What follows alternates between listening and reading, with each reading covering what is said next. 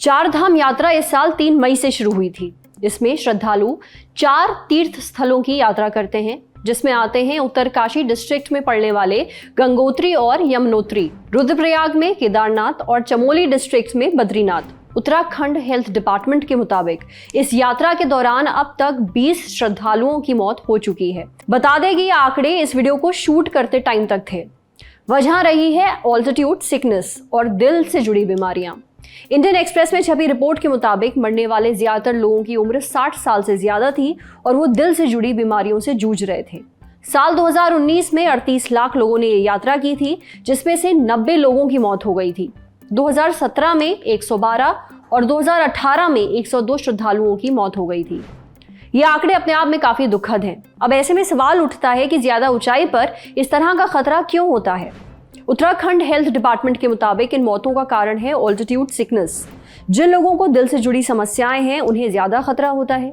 4 धाम की यात्रा हो या फिर छुट्टियों के दौरान पहाड़ों की सैर, हर साल लाखों लोग काफी ऊंचाई वाली जगहों पर जाते हैं। अब ऐसे में डॉक्टर से जानते हैं कि ऑल्टीट्यूड सिकनेस क्या होती है और इससे खुद को कैसे बचा सकते हैं। साथ ही पता करते हैं कि जिन लोगों को दिल से जुड़ी बीमारियां हैं उन्हें ऊंचाई पर ज्यादा खतरा क्यों होता है।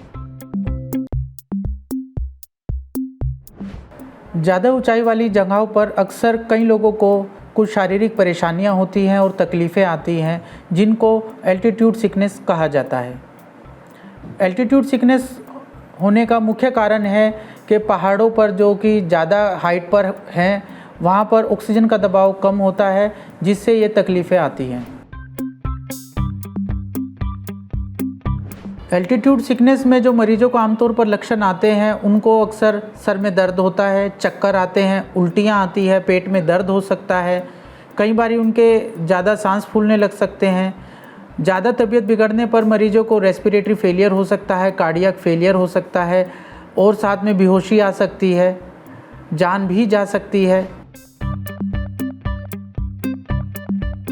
एल्टीट्यूड सिकनेस हालांकि किसी को भी हो सकती है, लेकिन इसके होने के ज़्यादा चांसेस उनको हैं जिनको दिल की बीमारियां हैं या सांस की बीमारियां हैं या फिर गर्भवती महिलाएं हैं, उनको एल्टीट्यूड सिकनेस ज़्यादा हो सकती है, उनको ज़्यादा तकलीफ़ें हो सकती हैं।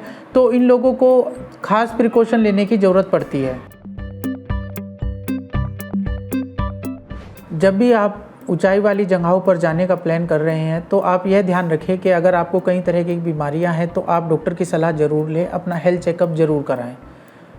और अगर आप ऑलरेडी पहाड़ों पर जा रहे हैं या सफ़र में हैं तो कोशिश करें कि आप एकदम से ज़्यादा हाइट वाली जगह पर ना जाएं। आप अपने सफ़र को 2-3 टुकड़ों में डिवाइड करें और कोशिश करें कि आप बीच में रेस्ट करें। अगर आपको कहीं भी सफ़र में ऐसा लगता है कि आपकी तबीयत बिगड़ रही है, आपको तकलीफ़ हो रही है, तो आप ये ध्यान रखें कि आपको तुरंत अपना सफ़र को रोकना है। कोशिश करना है कि आसपास कहीं जगह ढूंढकर रेस्ट करें। साथ में अगर पॉसिबल हो तो आप कम हाइट वाली जगह पर चले जाएं और वहाँ पर आप रिलैक्स करें। जब आप पूर्ण तरह स्वस्थ महसूस करें उसके बाद ही आगे की यात्रा आप कंटिन्यू कर सकते हैं। अगर किसी को ज़्यादा तकलीफ़ हो रही है और तबीयत बिगड़ रही है तो उस केस में उसको तुरंत मेडिकल सुविधा मिलनी चाहिए और कोशिश की जानी चाहिए कि उसका ऑक्सीजन चेक हो अगर उसको ज़्यादा सांस फूल रहे हैं। इसमें कई बारी मरीजों को ऑक्सीजन भी देनी पड़ती है। साथ में इसमें कई तरह की दवाइयाँ भी उपलब्ध है। अगर मरीजों को ज़्यादा लक्षण आ रहे हैं माउंटेन सिकनेस के तो उसमें कई बार उनको पेन किलर दिया जाता है। साथ में कुछ टैबलेट्स हैं जैसे कि एसिटाजोलामाइड या फिर कुछ स्टीरॉइड्स हैं या फॉस्फोडाइस्ट्रेस इनहिबिटर दवाइयाँ हैं, लेकिन ये सब दवाइयाँ हमेशा डॉक्टर की सलाह के साथ ही लें। और अगर मरीज की तबीयत ज़्यादा बिगड़ रही है, मरीज को बेहोशी आ रही है और ज़्यादा सांस फूल रहा है, रेस्पिरेटरी फेलियर हो रहा है या उसको कई बारी कार्डियक प्रॉब्लम, हार्ट प्रॉब्लम हो सकती है, तो उस केस में कोशिश करें कि आप आसपास किसी मेडिकल टीम से कॉन्टैक्ट करें और तुरंत कहीं हॉस्पिटल में मरीज को भर्ती कराएँ। दिल के मरीजों को ज़्यादा सावधानी की ज़रूरत है। अगर कोई दिल का मरीज़ है और वो ज़्यादा ऊंचाई वाली जगह पर जा रहा है तो ख़ासतौर पर ये देखा गया है कि अगर ऑक्सीजन लेवल कम होता जाता है उस टाइम पर हमारे हार्ट को ज़्यादा से ज़्यादा ब्लड पंप करना पड़ता है ताकि शरीर को ज़्यादा से ज़्यादा ऑक्सीजन सप्लाई कर सके। अगर किसी को दिल की बीमारी है, हार्ट वीक है, तो उस केस में उसको हार्ट फेलियर हो सकता है, साथ में फेफड़ों में पानी भर सकता है, जिससे मरीज को कार्डियक अरेस्ट भी आ सकता है और जान भी जा सकती है। पहाड़ों पर जाने से पहले जो आपको एहतियात बरतनी है, उसमें आप यह ध्यान रखें कि अगर आप बिल्कुल अस्वस्थ महसूस कर रहे हैं तो आगे यात्रा ना करें। इसके साथ आप अपने पास एक मेडिकल हेल्पलाइन नंबर ज़रूर रखें। अगर आप सांस के मरीज़ हैं तो अपने पास एक छोटा ऑक्सीजन सिलेंडर साथ लेकर जाएं। इसके अलावा अगर आप कई बीमारियों से पीड़ित हैं तो अपनी दवाइयाँ साथ रखें और टाइम पर लेते रहें। इमरजेंसी स्थिति आने पर या मरीज की तबीयत ज़्यादा बिगड़ जाने पर तुरंत मेडिकल टीम को कॉल करें। साथ में अगर आपके पास ऑक्सीजन सिलेंडर है तो आप उससे तुरंत ऑक्सीजन लें। कोशिश करें कि आप कम हाइट वाली जगह पर तुरंत जाएं और वहां पर अगर कोई हॉस्पिटल उपलब्ध है तो अपने आप को भर्ती कराएं। अगर आप ज्यादा ऊंचाई वाली जगहों की सैर करने का प्लान बना रहे हैं तो डॉक्टर साहब की बताई गई बातों पर जरूर ध्यान दीजिए। अगर सफर के दौरान तबीयत ठीक नहीं लग रही है तो रुक जाइए, आसपास किसी मेडिकल टीम से मदद लीजिए, जांच करवाइए, फिट होने पर ही आगे का सफर तय करिए। अब बढ़ते हैं सेहत के अगले सेगमेंट की तरफ, तन की बात। जाने अगर किसी को हार्ट अटैक पड़ रहा है तो जान बचाने के लिए क्या करना चाहिए।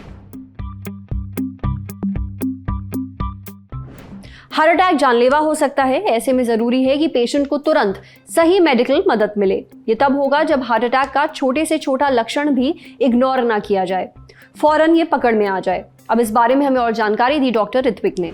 हार्ट अटैक जानलेवा आपातकालीन स्थिति हो सकती है, इसलिए हार्ट अटैक के मामूली लक्षणों को भी नजरअंदाज नहीं करना चाहिए। तत्काल इलाज मिलने से दिल को पहुंचने वाले नुकसान से काफी हद तक बचा जा सकता है, जान बचाई जा सकती है। ये लक्षण अलग अलग लोगों में अलग अलग होते हैं। ये भी देखा गया है कि हार्ट अटैक में हर बार अचानक तेजी से सीने में भयंकर दर्द नहीं उठता है, जो कि अपने आप में एक बहुत ही आम लक्षण है। कई बार तो कोई लक्षण दिखाई ही नहीं देते, खासतौर पर उन लोगों में जिन्हें डायबिटीज है। ऐसे में धीरे धीरे हल्का दर्द और असहजता महसूस होती है।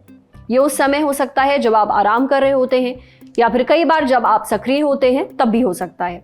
इसकी गंभीरता काफी हद तक निर्भर करती है आपकी उम्र, जेंडर और मेडिकल हिस्ट्री पर। हार्ट अटैक के लक्षण महिलाओं और पुरुषों में अलग अलग हो सकते हैं। लक्षणों को देखकर हार्ट अटैक को भांप लेना फर्स्ट एड के लिए जरूरी होता है। ये लक्षण है सीने में काफी बेचैनी और दबाव महसूस होना, भारीपन या बार बार ऐसा दर्द उठना जो आता जाता रहे, शरीर के ऊपरी भागों में, एक या दोनों बाजुओं में, पीठ, गर्दन, पेट, दांतों और जबड़ों में दर्द हो सकता है।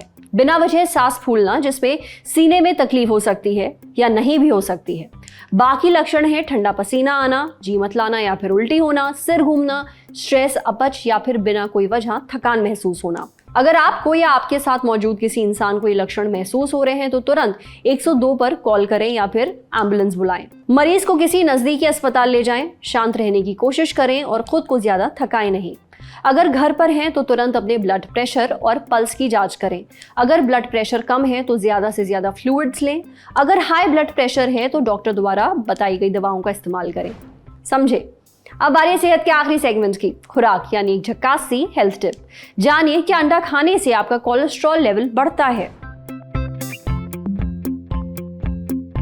अंडा आपकी सेहत के लिए अच्छा होता है, ये तो आपने कई बार सुना होगा, पर बहुत लोगों का ये भी मानना है कि इसे खाने से आपका कोलेस्ट्रॉल लेवल बढ़ता है। तो क्या ये वाकई सच है? ये जानने के लिए हमने बात की डॉक्टर लवलीना नादिर से। उनका कहना था कि अंडे के पीले और सफेद दोनों भाग आपको खाने चाहिए। जो सफेद हिस्सा होता है उसमें 3 ग्राम प्रोटीन होता है, पर जो अंडे का पीला भाग होता है उसमें 4 ग्राम प्रोटीन होता है। इसके अलावा अंडे में कैरोटेनॉइड होता है जो कि मोतियाबिंद होने से आपको बचाता है। अंडे की जर्दी में कोलाइन होता है जो लिवर फंक्शन के लिए अच्छा है। इतना ही नहीं, अंडे में प्रोटीन, फैट और कैलोरी का परफेक्ट बैलेंस होता है। इसमें एक साथ बहुत सारे एसेंशियल मिनरल्स होते हैं, जैसे calcium, iron, magnesium, phosphorus, potassium, sodium और जिंक। इसलिए जब तक आपके डॉक्टर आपको अंडा खाने से मना ना करें तब तक इसे खाने में कोई बुराई नहीं है। रही बात कोलेस्ट्रॉल की, तो हाँ, अंडे में कोलेस्ट्रॉल नेचुरली हाई होता है, पर इसे खाने से आपके शरीर में कोलेस्ट्रॉल की मात्रा उतनी नहीं बढ़ती है जितनी ट्रांस फैट या फिर सैचुरेटेड फैट खाने से बढ़ती है। आज सेहत पर इतना ही। अगर आप एक डॉक्टर हैं, हमसे कुछ शेयर करना चाहते हैं तो जो ईमेल आईडी इस वक्त आपको अपनी स्क्रीन पर दिख रही है उस पर हमें एक मेल भेज दीजिए।